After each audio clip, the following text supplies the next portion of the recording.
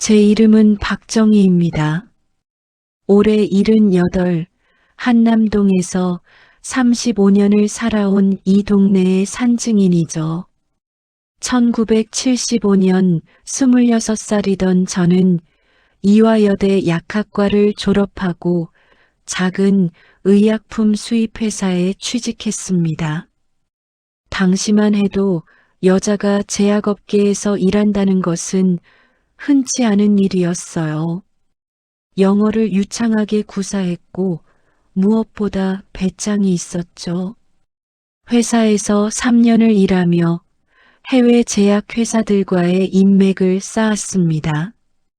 독일의 바이엘, 스위스의 로슈, 미국의 화이저. 그들과 직접 영어로 협상하며 계약서에 사인을 받아냈어요. 1978년 저는 과감히 독립했습니다. 정의무역이라는 작은 사무실을 을지로에 차렸어요. 당시 국내에 없던 고혈압약, 당뇨약, 항생제들을 들여왔습니다. 운이 좋았던 건지 실력이 있었던 건지 사업은 날개 돋친 듯 성장했습니다. 전국의 병원과 약국에서 주문이 쏟아졌습니다. 저는 33세 이미 억대 자산가가 되어 있었죠. 그 무렵 건축업계에 떠오르는 신성 김태수 사장을 만났습니다. 훤칠한 키에 자신감 넘치는 눈빛, 그리고 무엇보다 사업에 대한 열정이 넘쳤어요. 우리는 1982년에 결혼했고 각자의 사업을 키워나갔어요. 저는 의약품 수입으로, 남편은 아파트 건축으로 돈을 벌었습니다. 88올림픽 특수까지 겹치면서 우리 부부의 자산은 기하급수적으로 불어났죠. 1985년 큰딸 수진이가 태어났습니다.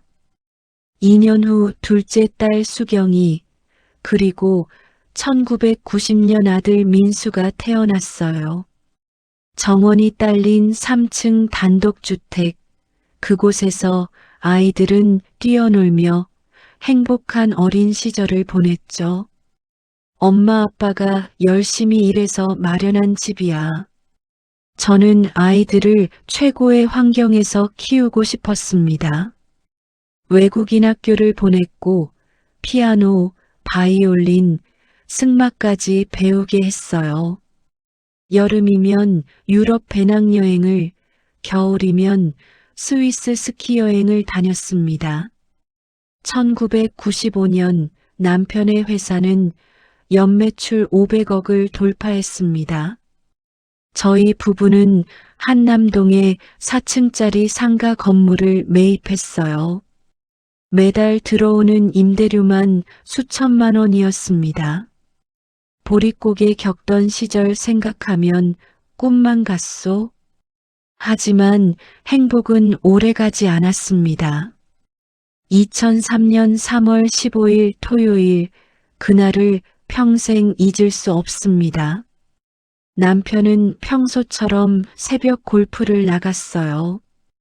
갑자기 가슴을 움켜쥐고 쓰러졌죠. 급성 심근경색이었습니다.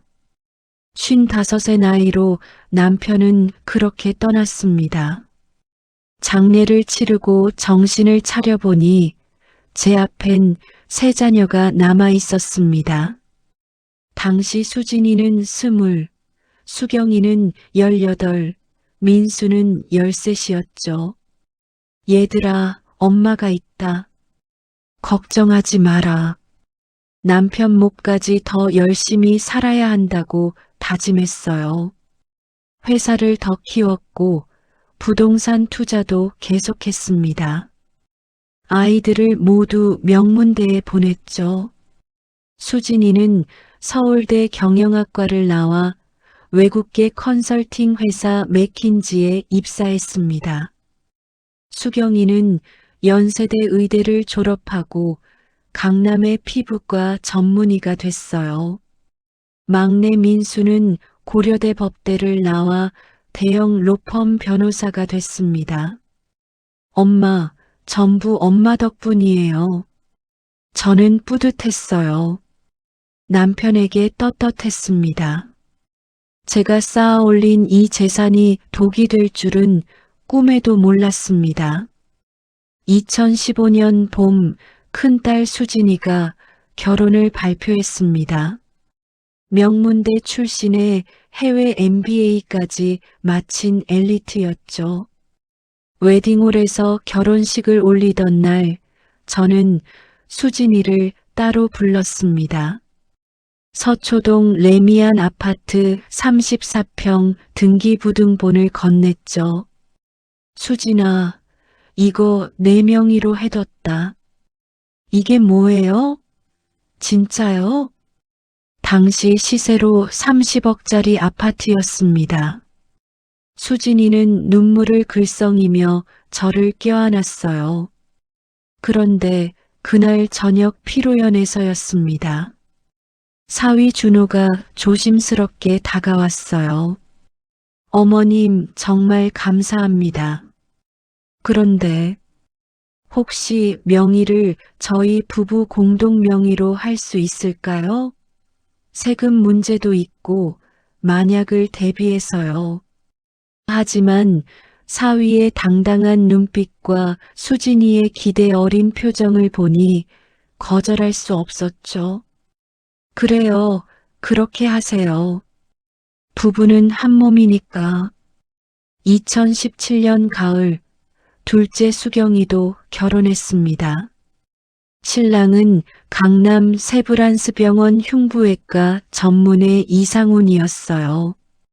저는 수경이에게도 똑같이 해주고 싶었습니다. 청담동 아크로리버파크 아파트 38평, 시세 35억짜리를 증여했어요. 수경아, 언니한테 준 것보다 조금 더 큰 거다. 하지만 이번에도 사위가 등장했습니다. 상호는 더 직접적이었어요. 장모님, 제 명의로는 안 될까요? 수경이가 의사라 의료사고 위험이 있잖아요. 혹시 소송 걸리면 재산이 위험할 수 있어서요. 2019년 여름 마침내 막내 민수도 결혼했습니다. 신부는 대기업 임원의 딸 최유진이었어요. 엄마, 유진이 집안이 좀 화려해요. 부끄럽지 않게 해주세요. 아들의 부탁에 저는 한남동 상가 건물 중 하나를 넘겼습니다. 3층짜리 꼬마 빌딩으로 시세 50억이었어요. 민수야, 이 건물 월세가 매달 800만 원씩 나온다. 엄마, 진짜요? 감사합니다. 며느리 유진도 기뻐하는 것 같았습니다. 하지만 그날 밤 민수가 다시 전화를 걸어왔어요. 엄마, 그런데 누나들은 아파트 하나씩만 받았잖아요. 저는 아들인데 이것만 받으면 좀 그렇지 않아요? 민수야, 내가 받은 게 제일 비싼 거란다. 금액이 문제가 아니라 엄마도 아시잖아요. 예전부터 아들이 더 받는 게 맞다고. 제 어머니 세대만 해도 아들이 대부분의 재산을 물려받지 않았습니까? 2021년 봄 민수 내외가 집으로 찾아왔습니다. 며느리 유진이 먼저 입을 열었어요. 어머님, 요즘 상속세가 얼마나 무서운지 아세요? 자칫하면 재산의 절반을 세금으로 내야 해요. 그래요? 네, 지금 미리미리 증여하시는 게 세금을 아끼는 길입니다. 민수 오빠는 변호사니까 세법을 잘 알잖아요. 엄마, 누나들은 이미 아파트를 받아서 시세 차익도 많이 봤어요. 그런데 저는 건물 하나뿐이에요. 공평하게 해주세요. 민수야, 내 건물이 제일 비싼데. 비율로 따지면 제가 손해예요. 며느리가 계산기를 꺼냈습니다. 어머님, 저도 아파트 증여해 주세요. 누나들 아파트는 올랐을 텐데 우리 건물은 상가라 오르지도 않았어요. 가격까지 따지면서 더 달라 하니 머리가 어지러웠습니다. 현금하고 각각 100억은 증여해 준 것 같습니다. 엄마, 한남동 아파트 하나만 더 제 명의로 해주세요. 그럼 공평해져요. 아파트를? 하지만 그건 엄마 어차피 나중에 상속받을 건데 미리 받는 게 세금도 적게 내고 좋아요. 전 변호사니까 세법 다 알아요. 며느리가 제 손을 잡았습니다. 어머님, 저희가 효도하고 싶어서 그래요. 결국 저는 한남동 레미안 아파트 32평을 민수 명의로 증여했습니다. 시세 35억짜리였죠. 그날 밤 큰딸 수진에게서 전화가 왔습니다. 목소리가 떨리고 있었어요. 엄마, 민수한테 아파트를 또 줬다는 게 사실이에요? 수진아, 그게... 엄마, 도대체 왜 그러세요? 우리는 하나씩인데 동생은 둘이에요. 이게 공평해요? 전화기 너머로 둘째 수경이의 목소리도 들렸습니다.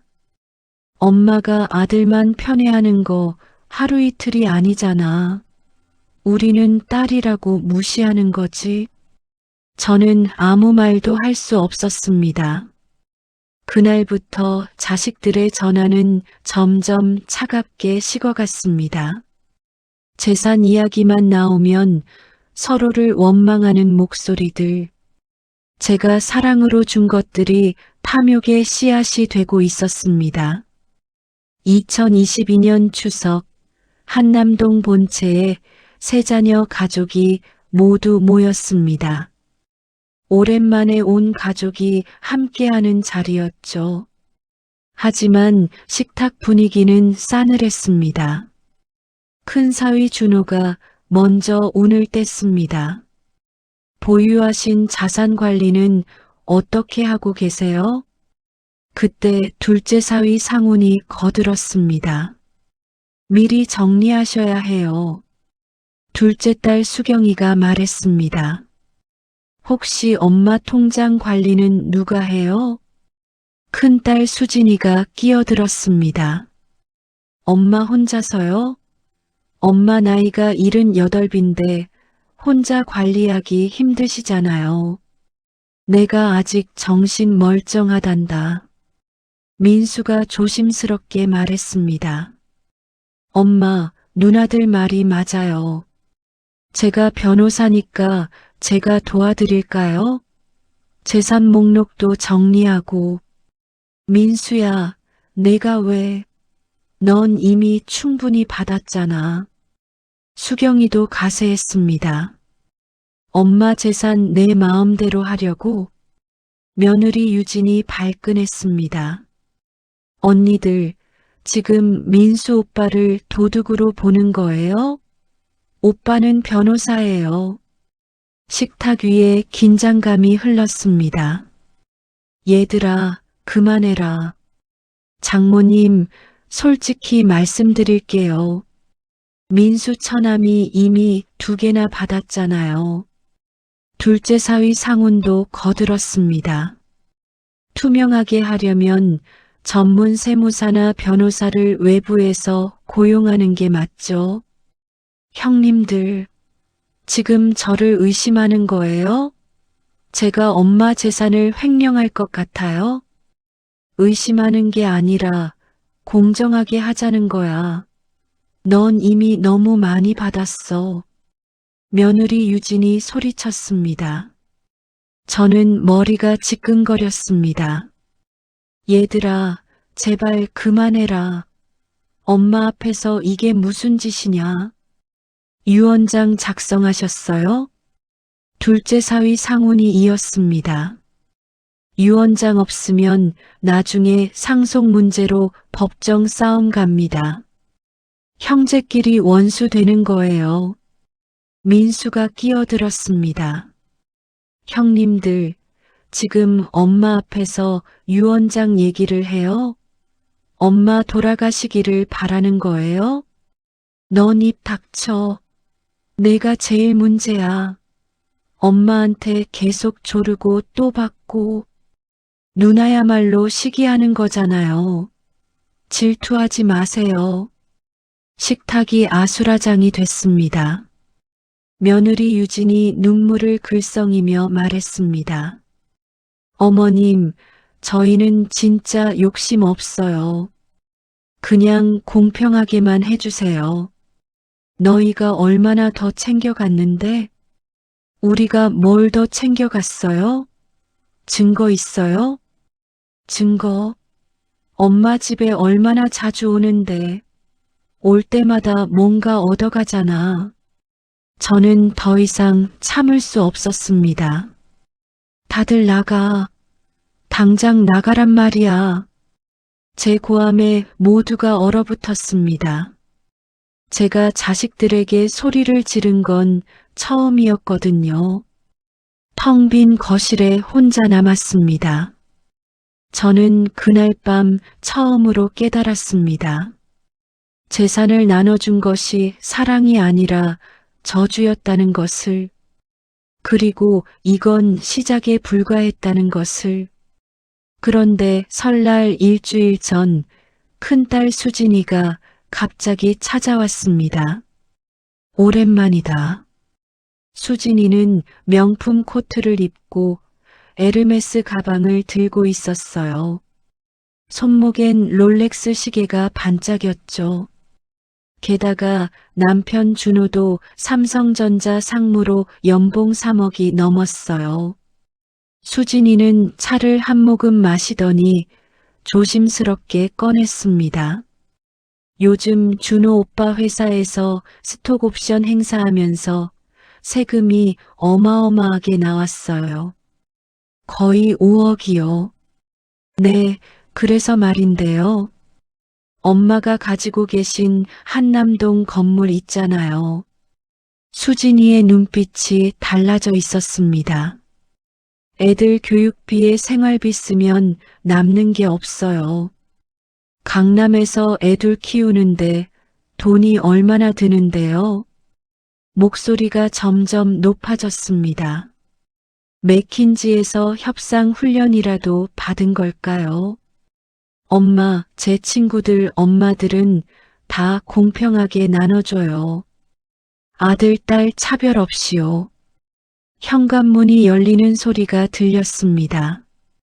둘째 수경이었어요. 샤넬 투피스를 입고 들어왔죠. 두 딸이 함께 온 게 우연이 아니었습니다. 수경이가 한숨을 쉬었습니다. 엄마, 원장이 뭐가 대단해요? 강남에 피부과가 얼마나 많은데요. 요즘 경쟁 때문에 매출이 반토막 났어요. 게다가 직원들 인건비에 월세에 남는 게 없어요. 수경이도 목소리가 커졌습니다. 두 딸이 저를 에워쌌습니다. 압박감이 느껴졌어요. 얘들아, 엄마가 나중에 생각해 볼게. 나중에요? 엄마, 나중이 언제예요? 수진이가 가방에서 서류를 꺼냈습니다. 제가 세무사한테 자문받았어요. 엄마 재산 목록이요. 인터넷으로 다 조회돼요. 서류에는 제 재산이 낱낱이 적혀 있었습니다. 한남동 본채, 상가 건물 2채, 아파트 1채. 수경이가 손가락으로 짚어가며 말했습니다. 그러니까 우리도 더 받아야죠. 어차피 우리가 받을 건데 왜 세금 더 내요? 지금 주시면 증여세가 적게 나와요. 제가 평생 모은 재산을 두고 계산기를 두드리는 딸들. 연봉 5억이 넘는 딸들이 더 달라고 조르는 모습. 요즘 강남에서 애들 키우는데 돈이 얼마나 드는데요? 영어 유치원이 한 달에 300만 원이에요.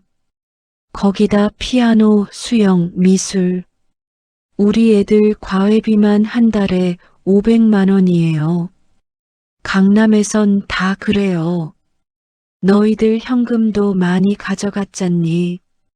가진 것도 많고 버는 것도 많은데 더 가지려는 딸들.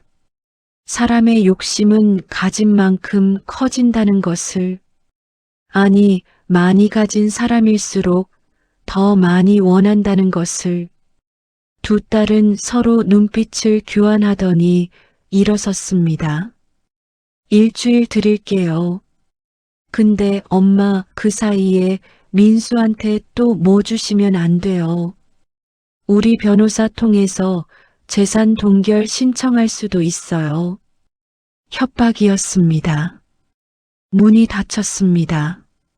명품을 걸치고 외제차를 타고 강남에 사는 딸들.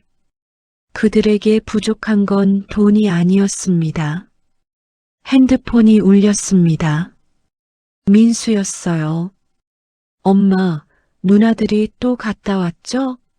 엄마, 절대 더 주시면 안 돼요. 저는 전화를 받을 힘도 없었습니다. 2023년 2월 14일 발렌타인데이였습니다. 다른 가정은 사랑을 나누는 날이었지만 우리 집은 전쟁터였어요. 수진이와 수경이는 매일같이 전화를 걸어왔어요.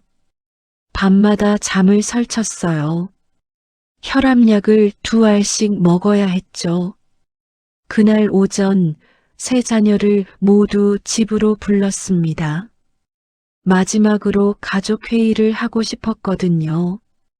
큰딸 수진이 부부, 둘째 수경이 부부, 막내 민수 부부까지 6명이 거실에 둘러앉았어요. 그래, 엄마 생각은 이렇다. 남은 재산은 다 기부하려고 한다. 순간 거실이 얼어붙었습니다. 엄마, 정신 차리세요. 기부요? 우리 놔두고 남한테 준다고요? 너희들은 이미 충분히 받았잖니. 엄마는 남은 재산으로 불우이웃을 돕고 싶구나. 자식들이 재산 때문에 싸우는 꼴을 보니 차라리 이게 낫겠다 싶더라. 장모님, 법적으로 유류분이라는 게 있습니다. 자식들에게 최소한의 상속분을 보장하는 거죠. 사위 상훈도 거들었습니다.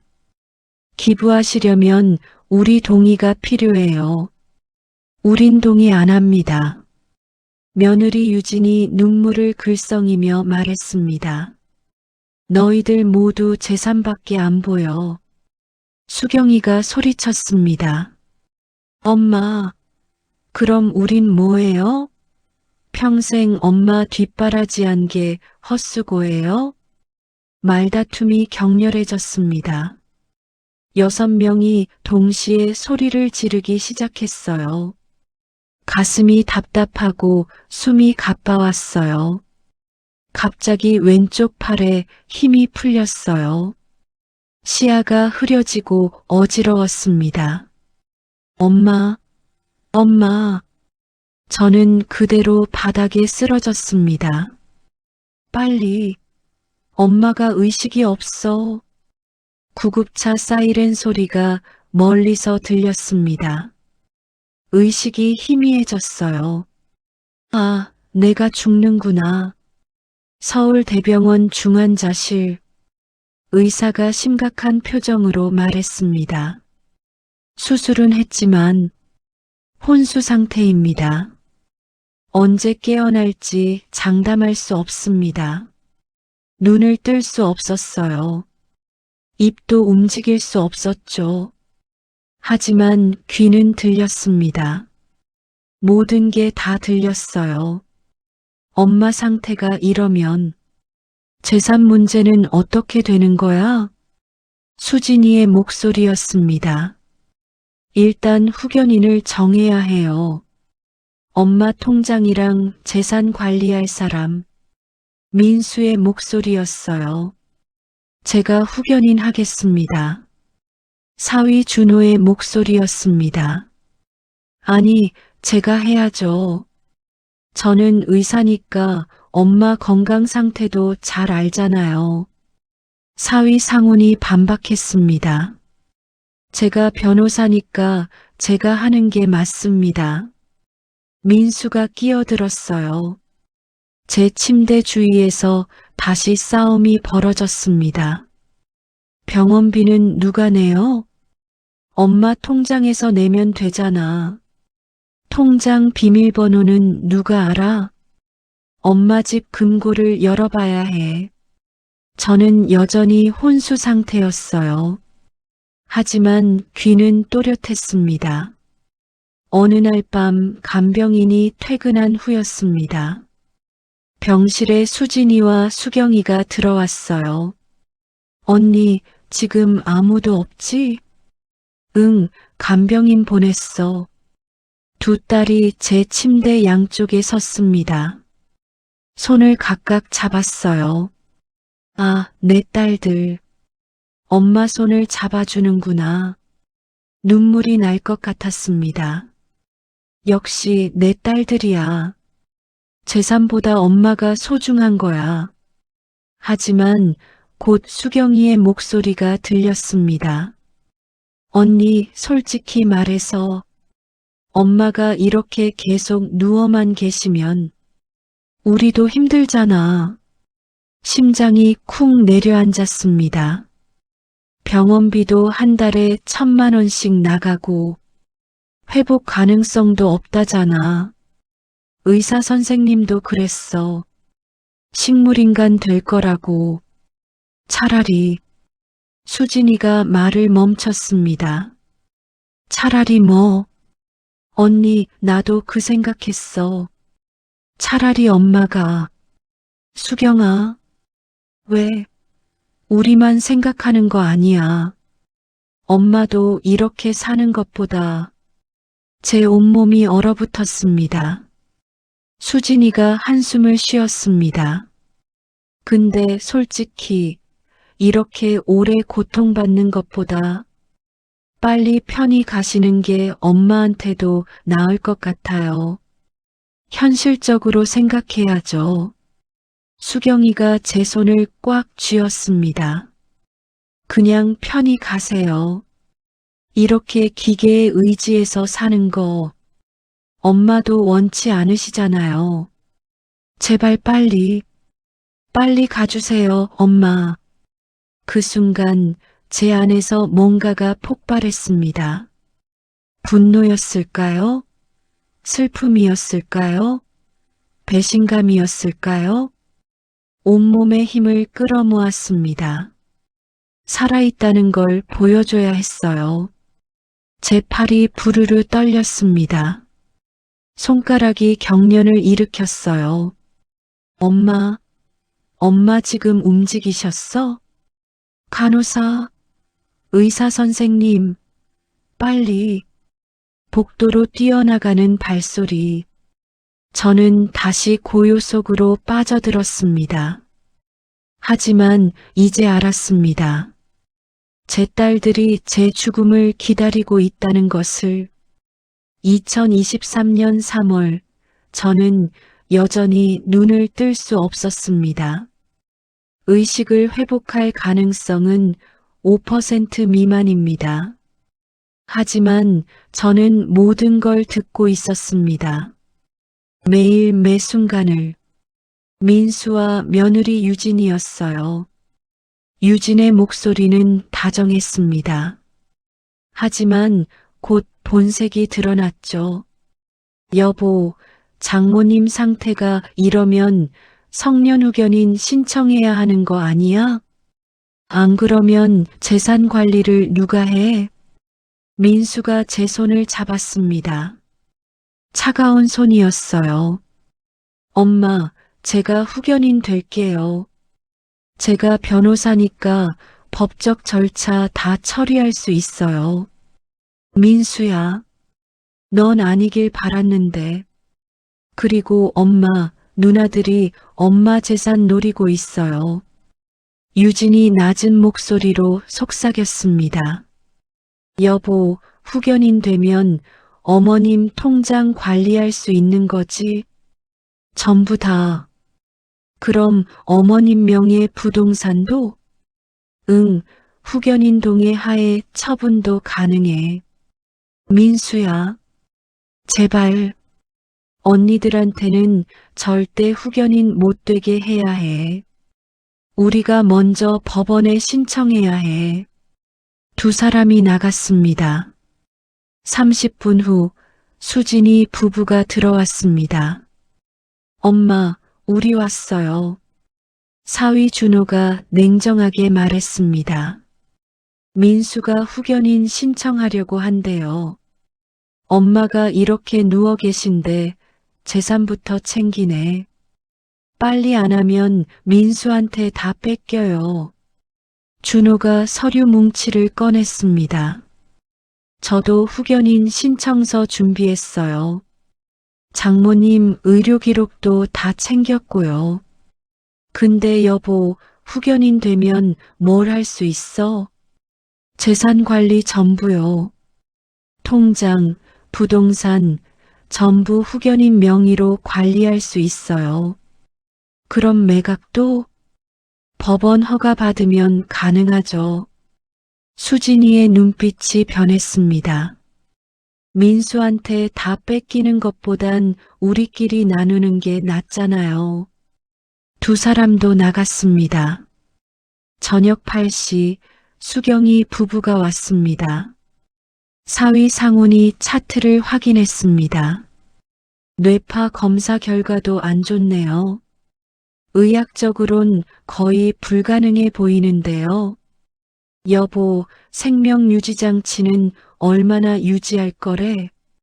가족들이 원하면 계속 유지하죠. 근데 비용이 만만찮아요. 만약 장모님이 10년 이렇게 계시면 20억이 병원비로 나가는 거죠. 그 돈이 다 우리 상속분에서 빠지는 거잖아. 내가 그런 계산을. 상훈이 창밖을 바라보며 말했습니다. 제 전문의 소견으로는 회복 가능성이 없어 보입니다. 존엄사를 고려할 수도. 여보, 그게 무슨 소리야? 아니, 장모님을 위해서 하는 말이에요. 이렇게 기계에 의존해서 사는 게 과연 인간적인 삶일까요? 엄마가 원하실까? 장모님이라면 이런 식으로 살고 싶지 않으실 거예요. 민수는 절대 동의 안 하죠. 장모님 살아계셔야 후견인으로 재산 관리할 수 있으니까요. 일단 우리도 후견인 신청하는 게 먼저예요. 민수가 단독으로 후견인 되는 건 막아야죠. 두 사람이 나간 뒤 저는 혼자 남았습니다. 간병인도 퇴근한 깊은 밤이었어요. 내가 이런 자식들을 키웠단 말인가. 눈물이 났습니다. 하지만 눈물도 흐르지 않았어요. 그저 가슴속에서 매처만 갔죠. 다음 날 오전 세 자녀가 동시에 왔습니다. 의사가 가족회의를 소집한 거였어요. 환자분의 회복 가능성에 대해 말씀드리겠습니다. 의사는 뇌 CT 사진을 보여줬습니다.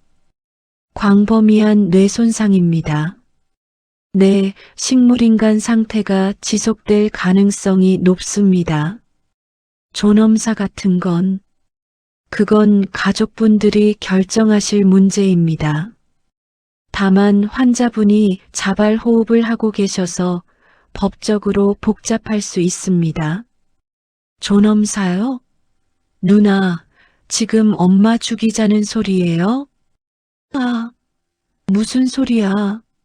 엄마를 위해서, 엄마를 위해서 병원비 아까워서 그러는 거 아니고. 수진이도 끼어들었습니다.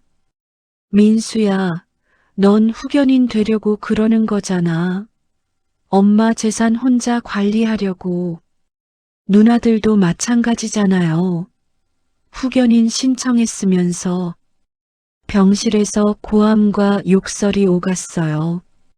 저는 그 모든 걸 들었습니다. 침대에 누워서 눈도 뜨지 못한 채 내 자식들이 내 죽음을 놓고 싸우는 소리를, 내 재산을 놓고 악마가 되어가는 소리를 저는 계속 살아있어야 했습니다. 이 지옥 같은 병실에서 자식들의 탐욕을 듣기 위해 2023년 4월 혼수 상태 8주째 법원에서 후견인 신문 날짜가 잡혔습니다. 세 자녀 모두 후견인 신청을 했고 판사가 직접 판단하기로 한 거예요. 그날 아침 간병인 이모가 제 몸을 닦아주며 혼잣말을 했습니다. 할머니, 불쌍하셔라. 자식들이 저렇게 싸우는데 정신은 살아계시면 얼마나 가슴 아프시겠어요. 이모, 제 말이 들려요. 정말 가슴이 아파요. 하지만 제 입은 열리지 않았습니다. 오후 2시 세 자녀가 모두 병실에 모였습니다. 법원 가기 전 마지막으로 들른 거였죠. 수진이가 제 손을 잡았습니다. 엄마, 오늘 법원 다녀올게요. 제가 후견인 될게요. 민수가 반대편에서 제 다른 손을 잡았습니다. 엄마, 제가 후견인이 되는 게 맞아요. 제가 변호사니까 법적 처리를 제일 잘할 수 있어요. 수경이가 침대 발치에 섰습니다. 엄마, 저는 의사예요. 엄마 건강 관리는 제가 제일 잘할 수 있어요. 세 자녀가 동시에 저를 당기는 것 같았습니다. 오늘 판사님이 결정하시겠지만 전 절대 안 질 겁니다. 누나들이야말로 믿을 수 없죠. 엄마 재산 빨리 처분하고 싶어 하잖아요. 뭐, 지금 우릴 도둑으로 보는 거야? 간병인이 황급히 말렸습니다. 제발 그만하세요. 환자분 혈압 올라가요. 심장 모니터가 요란하게 울리기 시작했습니다. 어머님, 심박수가 급상승해요. 의사와 간호사들이 뛰어왔습니다. 심전도 불규칙해요. 제세동기 준비. 뭔가가 제 심장을 쥐어짜는 것을. 분노였을까요? 슬픔이었을까요? 배신감이었을까요? 그건 살고 싶다는 의지였습니다. 이렇게는 죽을 수 없다는 자식들에게 이것만은 보여줘야 한다는 강렬한 의지. 환자분, 들리세요? 심호흡하세요. 눈을 떴어요. 환자 의식 돌아옵니다. 세 자녀가 침대로 달려왔습니다. 엄마, 엄마. 제 눈에 그들이 보였습니다. 저는 입을 열려고 했습니다. 하지만 목소리가 나오지 않았어요. 다만 손가락을 움직일 수 있었습니다. 의식이 돌아오고 있습니다. 기적입니다. 저는 눈물을 흘렸습니다. 그것이 제가 할 수 있는 유일한 대답이었습니다. 나는 다 들었다. 너희들이 한 모든 말을, 내 죽음을 바란 말들을, 재산을 나누려던 계획들을. 엄마, 걱정 마세요. 제가 다 지켜드릴게요. 민수야, 넌 지키려는 게 아니야. 차지하려는 거지. 수진이 눈물을 닦았습니다. 엄마, 우리가 옆에 있어요. 엄마 사랑해요. 사랑? 그게 정말 사랑이니? 수경이 작은 목소리로 말했습니다. 미안해요. 미안하다고? 무엇이 미안하니? 내 죽음을 바란 것? 재산을 탐낸 것? 의사가 말했습니다. 환자분의 회복을 위해서는 안정이 필요합니다. 가족 여러분, 너무 많은 자극은 피해주세요. 하지만 의사가 나가자마자 수진이가 작게 속삭였습니다. 엄마가 깨어나셨네. 이제 후견인은 필요 없겠네. 너희들. 저는 다시 눈을 감았습니다. 차라리 보고 싶지 않았습니다. 제가 평생을 바쳐 키운 자식들, 명문대를 보내고 좋은 배우자를 만나게 해주고 집까지 사준 자식들, 그들이 악마가 되어가는 모습을 간병인 이모가 제 손을 꼭 잡아줬습니다. 할머니, 힘내세요. 이제 깨어나셨잖아요. 이모, 차라리 깨어나지 말았어야 했나 봐요. 이 지옥을 보지 않으려면 자식들은 모두 돌아갔습니다. 병실엔 저와 간병인만 남았어요. 저는 깨달았습니다. 혼수 상태일 때보다 지금이 더 지옥이라는 것을 눈을 뜨고 귀로 듣고 모든 걸 이해하면서도 아무것도 할 수 없다는 것, 자식들에게 한마디도 할 수 없다는 것, 너희들이 내 재산만 바란다는 걸 안다고 그저 눈물만 흘릴 뿐 창밖으로 보름달이 떠올랐습니다. 예전엔 자식들과 함께 달을 보며 소원을 빌곤 했죠. 우리 애들 건강하게 행복하게 해주세요. 하지만 이제 제 소원은 달라졌습니다.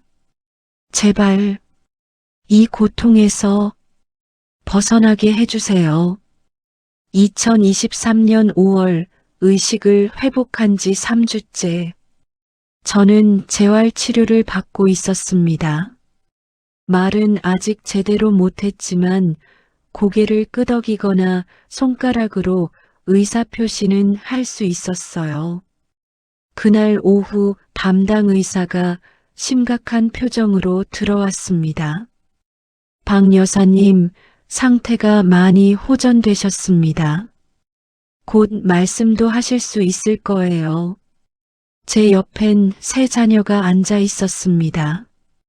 선생님, 그럼 엄마가 완전히 회복되시는 건가요? 수진이가 물었습니다. 하지만 그 목소리엔 기쁨보다 긴장이 묻어 있었어요. 법적 행위는 가능하신가요? 민수가 물었습니다. 법적 행위요? 유언장 작성이나 재산 처분 같은 거요. 의사가 잠시 생각하더니 대답했습니다. 지금 상태로는 어렵습니다. 완전한 의사 능력이 인정되려면 최소 6개월은 더 지켜봐야 합니다. 저는 그들의 표정을 읽을 수 있었습니다. 6개월이나 더 기다려야 한다는 실망감. 그날 밤 자식들이 모두 돌아간 후였습니다.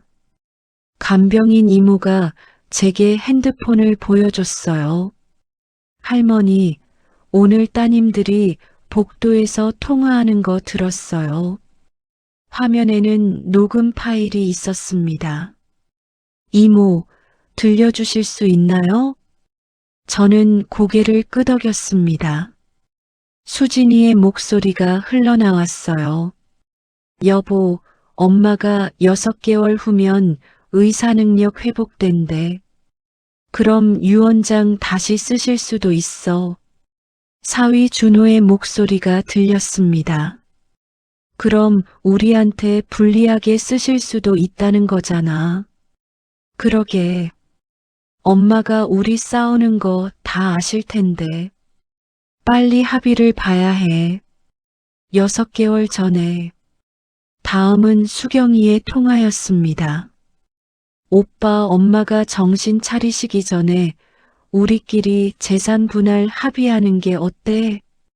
사위 상훈의 목소리였습니다. 민수가 변호사니까 방법이 있을 거야. 쟤랑 한번 얘기해 볼까? 마지막은 민수의 통화였습니다. 유진아, 엄마가 회복되시면 큰일이야. 며느리 유진이 대답했습니다. 왜? 좋은 거 아니야? 엄마가 우리 싸우는 거 다 들으셨어. 틀림없이 유언장 바꾸실 거야. 그럼 어떡해? 빨리 엄마 명의로 된 부동산들 정리해야 해. 지금 엄마가 의사결정 못 하시니까 후견인 명목으로. 녹음이 끝났습니다. 눈물이 또 흘렀어요. 간병인 이모가 제 손을 잡아주었습니다. 할머니, 너무 슬퍼하지 마세요. 이모, 이게 제가 평생 사랑한 자식들이에요. 제가 뭘 잘못한 걸까요? 다음 날 아침 저는 결심했습니다. 말을 해야겠다고, 제 뜻을 분명히 밝혀야겠다고, 재활치료 선생님의 도움으로 한 글자씩 소리를 냈습니다. 변호사요? 변호사를 부르시겠다고요? 저는 고개를 끄덕였습니다. 따님들한테 연락드릴까요? 저는 세게 고개를 저었습니다.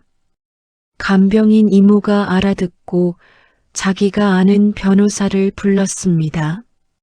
사흘 후 낯선 변호사가 병실에 왔습니다. 박정희 여사님, 저는 법무법인 정의의 김민철 변호사입니다. 유언장을 작성하고 싶으시다고요? 저는 고개를 끄덕였습니다. 하지만 여사님 상태로는 법적 효력이 있는 유언장 작성이 어려울 수 있습니다. 저는 필사적으로 손가락을 움직여 종이에 글씨를 썼습니다. 녹화, 영상, 유언. 아, 영상 유언을 하시겠다는 거군요. 의사 능력이 있음을 증명하기 위해서요. 저는 또 글씨를 썼습니다. 전부, 기부. 변호사가 놀란 얼굴로 물었습니다.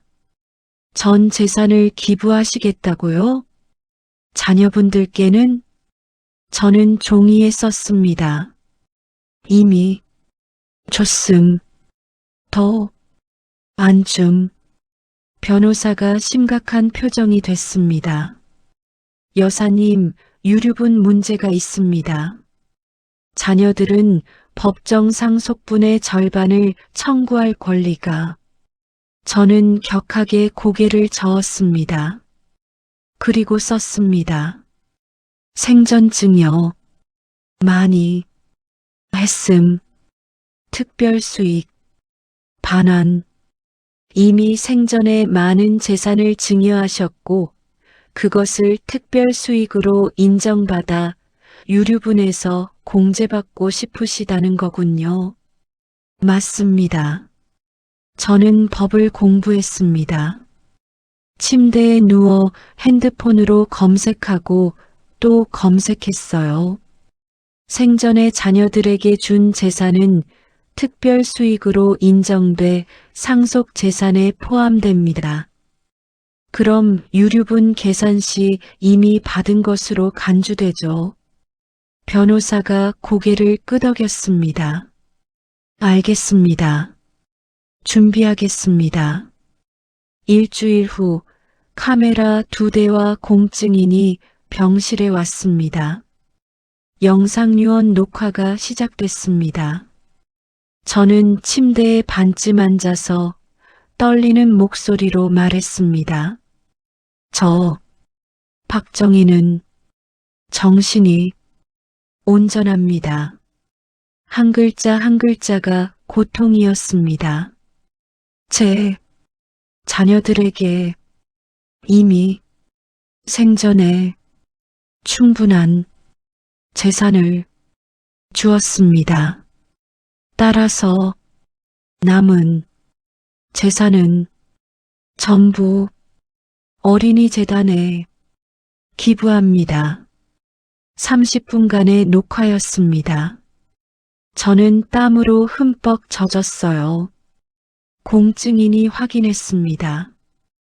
유언자의 의사 능력을 확인합니다. 이 유언은 법적 효력이 있습니다. 그날 저녁 세 자녀가 함께 왔습니다. 엄마가 변호사를 불렀대. 누구 몰래 유언장 작성했다는 소문이. 세 자녀가 동시에 병실로 뛰어들어왔습니다. 엄마, 유언장 쓰셨어요? 저는 고개를 끄덕였습니다. 내용이 뭐예요? 수경이가 떨리는 목소리로 물었습니다. 저는 종이에 썼습니다. 전부 기부. 순간 병실이 얼어붙었습니다. 뭐라고요? 민수가 종이를 낚아챘습니다. 기부, 우리 놔두고 기부를 한다고요? 엄마, 정신 차리세요. 우리가 누군데요? 자식이에요, 자식? 수진이가 소리쳤습니다. 저는 천천히 또박또박 말했습니다. 너희는 이미 충분히 받았다. 충분히요?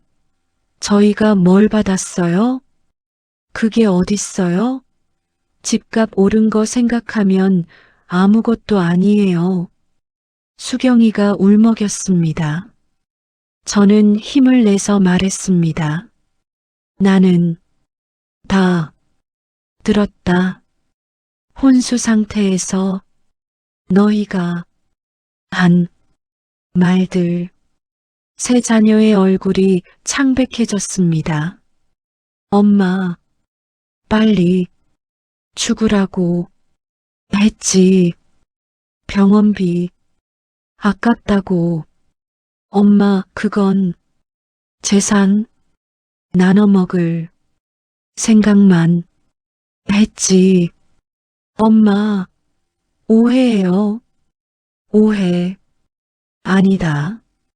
다 들었다. 저는 눈물을 흘리며 말했습니다. 너희에게 사랑으로 준 재산이 독이 됐구나. 엄마, 이제 끝이다. 더는 안 준다. 민수가 무릎을 꿇었습니다. 엄마, 잘못했어요. 제발 용서해 주세요. 수진이와 수경이도 눈물을 흘렸습니다. 하지만 저는 고개를 돌렸습니다. 나가라. 나가라고. 세 자녀는 울면서 병실을 나갔습니다. 혼자 남은 병실.